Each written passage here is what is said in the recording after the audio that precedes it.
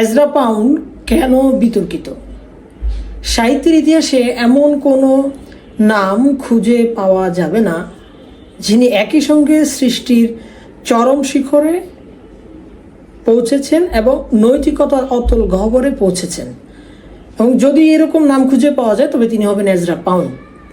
বিংশ শতাব্দীর আধুনিক ইংরেজি কবিতার গতিপথ যিনি একাই বদলে দিয়েছেন এবং যাকে টি.এস. এলিয়ট বলতেন যে সেরা কারিগর, এবং মার্কিন আদালত যাকে উন্মাদ হিসেবে চিহ্নিত করেছিলেন, সেই এজরা পাউন্ড কেন বিতর্কিত এবং তিনি সাহিত্যে কী ধরনের অমর ভূমিকা রেখেছেন তা নিয়ে আজকে আলোচনা করব। তার একটা কবিতা দিয়ে শুরু করি, in station of the metro, যেখানে তিনি বলেছেন, the apparition of this face in the crowd petals on a wet black bough. অর্থাৎ ভিড়ের মাঝে এই মুখগুলো হঠাৎ আবির্ভাব যেন ভেজা কালো ডালের উপর ফুটে থাকা পাপড়ির মতো। তার আরেকটি কবিতা দ্য লাইটে তিনি বলেছেন, go my song to the lonely and the unsatisfied, go also to the nerve wracked, go to the insult by convention. অর্থাৎ হে আমার গান, তুমি যাও একাকী আর অপূর্ণ মানুষদের কাছে, অতৃপ্ত মানুষদের কাছে, যারা সেই সব ক্লান্ত স্নায়ু এবং হৃদয়ের কাছে, যারা প্রচলিত রীতিনীতির শৃঙ্খলে বদ্ধ। তার আরেকটি কবিতা দ্য গার্ডেন, সেখানে তিনি বলছেন, like a skin of loose silk blown against a wall, she walks by the railing of path in Kingston garden. অর্থাৎ আলগা রেশমের গুটির মতো দেয়ালে উড়ে এসে লাগা রেশম পোকার মতো সে হেঁটে যায় কিংস্টন গার্ডেনের রেলিং ধরে। কি চমৎকার উপমা, কি অসাধারণ চিত্রকল্প। এই এজরা পাউন্ডের ব্যক্তির যে দ্বন্দ্ব এবং যে তার শিল্পের যে মহিমা তা বোঝার আগে আমাদের কয়েকটা বিষয় বুঝতে হবে। 1910 সালে যখন ইংরেজি কবিতা লেখা শুরু হয় তখন কিন্তু ইংরেজি কবিতা ভিক্টোরিয়ান যুগের জীর্ণ অলঙ্কারে ভুগছিল, যে অলঙ্কার প্রধান কবিতা, উপমা প্রধান কবিতা। কিন্তু তিনি প্রথম স্লোগান তুলেছেন যে মেক ইট নিউ অ্যাগেইন, যে নতুন করে কিছু করতে হবে। তিনি প্রবর্তন করলেন ইমেজিজম বা চিত্রকল্পবাদ। তার দাবি ছিল কবিতায় কোনো বাড়তি শব্দ থাকবে না, কোনো অস্পষ্টতা থাকবে না, কবিতা হবে ইস্পাতের মতো ধারালো আর পাথরের মতো নিরেট খোদাই করা। তো পাউন্ড নিজে কেবল কবিতা লেখেননি, তিনি ছিলেন একজন অসাধারণ সম্পাদক। জেমস জয়েসের ইউলিসিস থেকে শুরু করে টি.এস. এলিয়টের দ্য ওয়েস্টল্যান্ড সবই তিনি সম্পাদনা করেছেন। এগুলোকে ইংরেজি সাহিত্যের অনেকে বাইবেল বলে। এলিয়ট তার শ্রেষ্ঠ কবিতা দ্য ওয়েস্টল্যান্ডের পাণ্ডুলিপিটা কিন্তু পাউন্ডের হাতে তুলে দিয়েছিলেন সম্পাদনা করার জন্য। পাউন্ড তা কেটে ছিঁড়ে 3 ভাগের 1 অংশে নিয়ে আসে এবং আজকে দেখেন যে এই কবিতা দ্য ওয়েস্টল্যান্ড, এই পাণ্ডুলিপিটা একটা অনন্য একটা পাণ্ডুলিপি, আধুনিক ইংরেজি সাহিত্যের প্রণিধানযোগ্য একটি কবিতার বই। এই কারণে এলিয়ট তাকে উৎসর্গ করে কবিতা লিখেছেন দ্য ক্রাফটসম্যান। পাউন্ডের বিতর্কের মূল ছিল তার অর্থনৈতিক দর্শন, এবং তিনি বিশ্বাস করতেন যে এই পৃথিবীতে সুদখোর বা সুদভিত্তিক অর্থনীতি হচ্ছে সমস্ত ঝামেলার কারণ। অবশ্য তার পেছনে অনেক যুক্তি আছে, কারণ আমরা দেখেছি যে প্রথম বিশ্বযুদ্ধ এবং দ্বিতীয় বিশ্বযুদ্ধে এই 2 বিশ্বযুদ্ধেই অক্ষশক্তি এবং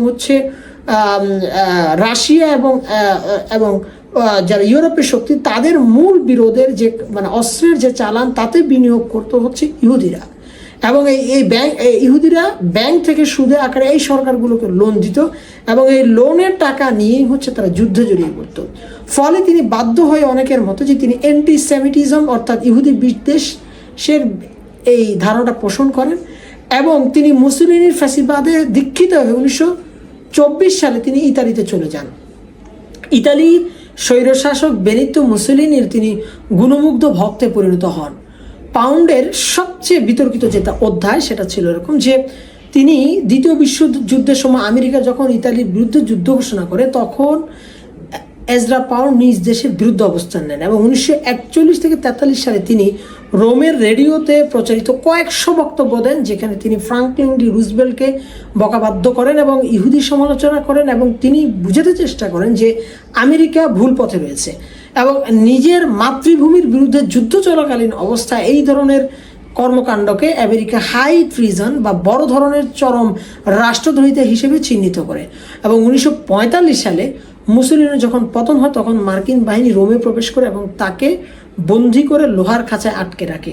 প্রচণ্ড গরমে ধুলাবালিতে তিনি অতিষ্ঠ হয়ে যান, কিন্তু এই ধুলাবালিতে বন্দি থাকা অবস্থায় তিনি তার একটি রচনা করেন, দ্য পিস অ্যান্ড কন্ট্রোলস নামে কবিতার বই লেখেন। এবং একটা অদ্ভুত বিষয় যে তার যে কবিতার যে আকর্ষণ তা কিন্তু অনেককে আকর্ষণ করে। আমেরিকা যখন তাকে ফিরিয়ে আনা হয়, রাষ্ট্রদ্রোহিতার মামলা করা হয় তার বিরুদ্ধে এবং তার উপর মৃত্যুদণ্ড আরোপ করা হয়, কিন্তু তার যে কবি হিসেবে ভক্তকুল এবং আইনজীবী ছিল তারা প্রমাণ করতে বাধ্য হয় যে মানসিকভাবে অসুস্থ হয়েছেন এজরা পাউন্ড। তো তখন তাকে সেন্ট এলিজাবেথ মানসিক হসপিটালে ভর্তি করা হয় এবং 12 বছরের জন্য তিনি এই হসপিটালে কাটান তার।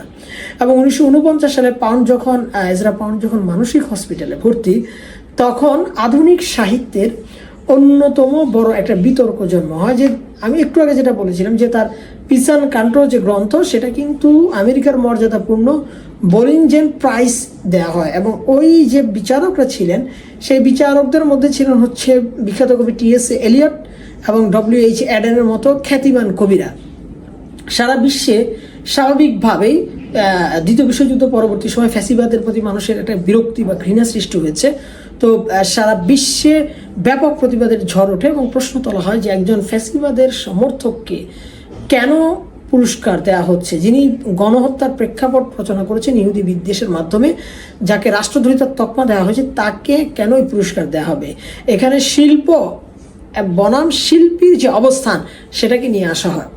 বিচারকদের একটা যুক্তি ছিল অবশ্যই সমালোচনার বিপরীতে, সেটা ছিল এরকম যে বিচারকরা বলেন যে এখানে কবিতার গুণগত মানকে প্রাধান্য দেওয়া হয়েছে এবং ব্যক্তিগত বা রাজনৈতিক জীবনকে প্রাসঙ্গিক হিসেবে আলোচনা করা হয় নাই। 1958 সালে অনেক প্রভাবশালী লেখকের চাপে এজরা পাউন্ডকে মুক্ত দেওয়া হয় এবং মুক্ত পাওয়ার পরে তিনি আবার ইতালিতে চলে যান এবং ইতালিতে নেমেই তিনি আবার ফ্যাসিবাদীকে স্যালুট দেন, যেটা আবার বিতর্কের সৃষ্টি করে। তবে জীবনের শেষ পর্যায়ে তিনি কিছু আমেরিকান তরুণ কবিদের বলেছিলেন, যে অ্যালেন গিন্সবার্গের মতো কবি এবং গায়কদের বলেছিলেন যে আসলে এটা তার জীবনের ভয়ঙ্কর ভুল ছিল, এই ধরনের ইহুদি বিদ্বেষ। এবং তিনি তার যে কবিতার বই দ্য ক্যান্টোস এইটাকে তিনি বলেছিলেন যে এটা আসলে একটা আবর্জনা।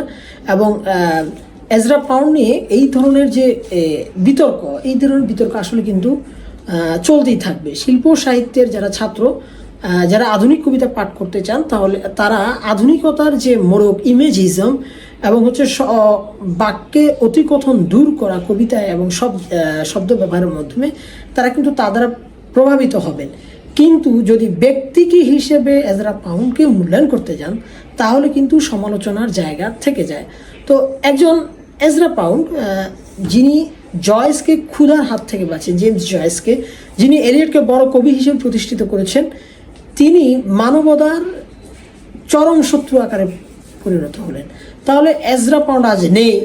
তিনি আমাদের মনে করিয়ে দেন যেমন মেধা যখন অন্ধ আদর্শের কাছে পরাজিত হয় তখন স্রষ্টার চেয়ে সৃষ্টি অনেক বেশি মহান হয়ে ওঠে। মানে যেহেতু এজরা পাউন্ডের মতো একজন মহান মেধাবী আদর্শচ্যুত হয়েছেন, তাহলে তিনি একজন স্রষ্টা, আদর্শচ্যুত স্রষ্টা। তার যে সৃষ্টি, যে অসাধারণ কবিতা, সেই কবিতার কারণে তার ইমেজিজম যে আন্দোলন, তার যে কবিতাকে